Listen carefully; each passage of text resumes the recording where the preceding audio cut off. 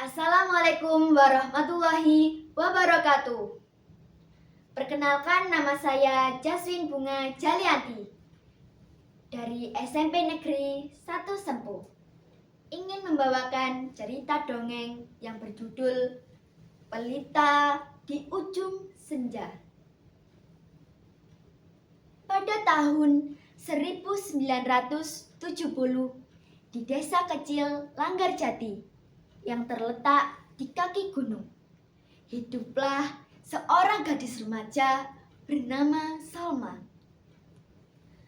Berusia 14 tahun. Ia yatim piatu sejak kecil. Sejak saat itu, Salma tinggal bersama neneknya, Barukiem, wanita tua yang tulus dan sangat religius. Meski begitu, Salma mempunyai cita-cita yang sangat mulia, yaitu ingin memberantas buta huruf di lingkungan sekitarnya. Salma setiap hari mengajar anak-anak tetangga menulis dan membaca. Tak heran jika Salma dikenal sebagai anak yang mudah bergaul dan rajin beribadah. Salma adalah siswi berprestasi di sekolah. Ia selalu juara kelas, pandai mengaji, dan rajin membantu guru. Saat ia merasa sedih, Salma selalu menuliskan perasaannya pada catatan kecil yang ia simpan di sudut rumah, tempat di mana si belang selalu menunggu makanan dari Salma. Pada suatu pagi yang cerah, ibu kepala sekolah memanggil Salma ke kantor. Nak Salma, kamu terpilih mendapat beasiswa penuh sekolah guru negeri di kota besar. Biaya hidup dan sekolah ditanggung penuh. Salma terkejut. Tangis bahagia mengalir di wajah Salma. Ia pulang dengan langkah ringan dan menceritakan semuanya pada Mbah Rukiem. Tapi Mbah Rukiem hanya tersenyum lemah. Sudah waktunya kamu terbang, Nak. Namun malamnya tubuh Mbah Rukiem menggigil. Batuknya berdarah. Salma panik. Salma terdiam sepanjang malam. Surat beasiswa ada di tangannya. Tapi di hadapannya nenek yang ia cintai tergolek lemah. Hatinya remuk. Ia mengurung diri beberapa hari. Hingga suatu malam, Salma menuliskan surat untuk gurunya. Kepada ibu guru yang terhormat, hari ini aku seharusnya senang. Aku dapat beasiswa. Itu kesempatan besar menuju cita-citaku menjadi guru seperti ibu. Tapi saat aku memandang wajah Mbah, aku tak tega. Sebab sejak kecil ia menjagaku karena ayah dan ibuku sudah tiada. Lalu bagaimana aku pergi meninggalkannya sendirian? Siapa yang akan menyuapi bubur? Dan siapa yang akan mengusap keningnya saat ia menggigil? Tapi bagaimana mungkin aku bisa berdiri kalau orang yang menguatkanku terbaring lemah? Aku percaya menjaga seorang yang mencintaiku adalah pelajaran paling mulia. Salma. Akhirnya pada hari keempat, ia memutuskan surat beasiswa itu diberikan kepada Rani, teman sebangkunya. Suatu malam, Mbah Rukiem berkata lirih,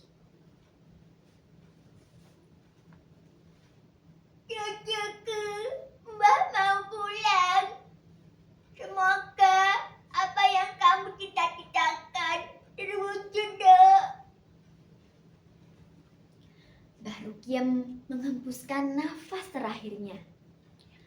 Beberapa bulan setelah bepergian Rukiem, di waktu senggang ia sering duduk di bawah pohon waru dekat musola kecil, mengajar anak-anak membaca dan menulis secara sukarela. Pemerintah kabupaten bekerja sama dengan Dinas Pendidikan mengadakan lomba menulis surat yang bertema impian dan pengorbanan. Guru bahasa Indonesia Salma diam-diam mengirimkan surat yang pernah ditulis Salma kepada gurunya. Seekor kucing kampung berwarna putih belang masuk melalui pintu yang tak tutup rapat. Ia meletakkan gulungan kertas itu tepat di kaki Pak Mustafa, lalu duduk. Pak Mustafa terpaku. Perlahan ia mengambil kertas itu dari lantai. Tangannya gemetar ketika membukanya. Perlahan Pak Mustafa membaca tulisan dalam kertas. Sebuah catatan dengan tinta berwarna biru yang hampir pudar.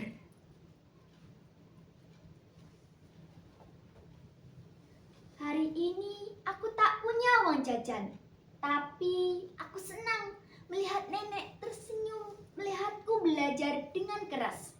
Katanya aku harus terus kuat. Seketika Pak Mustafa teringat surat Salma yang dikirim oleh Bu Aisyah. Isinya menyentuh hati banyak orang, termasuk pengawas pendidikan senior bernama Pak Mustafa. "Anak ini harus kita temui," ujar Pak Mustafa. Beberapa minggu kemudian, sebuah mobil dinas berhenti di depan rumah bambu Salma.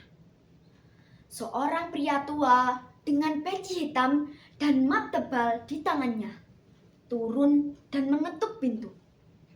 Salma yang membuka pintu terkejut. "Namamu Salma kan?"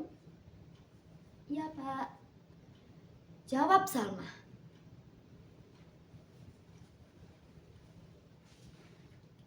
"Perkenalkan, saya Pak Mustafa. Suratmu sudah sampai, melebihi dari apa yang kamu bayangkan.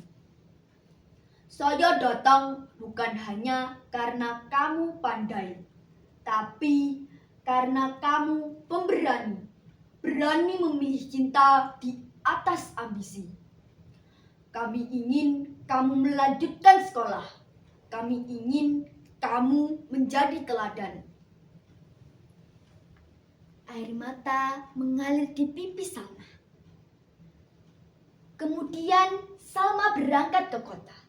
Hari demi hari berlalu, tahun pun berganti. Di akhir stadinya, ia kembali ke Langgarjati dan mendirikan sekolah kecil untuk anak-anak desa. Menanamkan harapan terutama bagi anak-anak perempuan. Di dinding sekolah itu tergantung foto kecil hitam putih. Wajah Mbah Rukiem yang tersenyum, ditemani tulisan tangan Salma. "Baktiku padamu adalah jalan menuju doaku. Terima kasih telah menjadi pelita saat dunia gelap." Wassalamualaikum warahmatullahi wabarakatuh.